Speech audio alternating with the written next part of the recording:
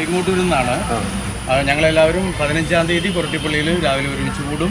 അവിടെ നിന്ന് ആദ്യത്തെ കുർബാനയ്ക്ക് ശേഷം ഞങ്ങളെല്ലാവരും കൂടി ഒരുമിച്ച് യാത്രയാണ്.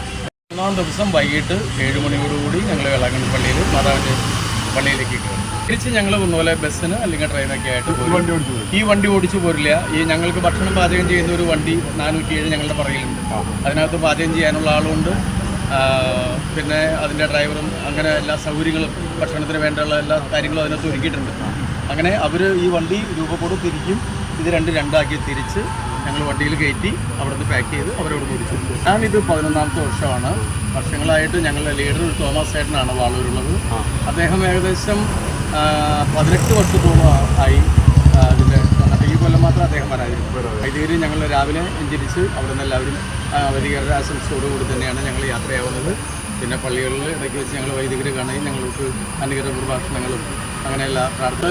പൈങ്ങോട്ടൂർ തുടങ്ങി ഇവിടെ അങ്കമാലി, ചാലക്കുടി, വാളൂർ, ചെമ്പന്നൂർ അങ്ങനെയുള്ളവരാണ്.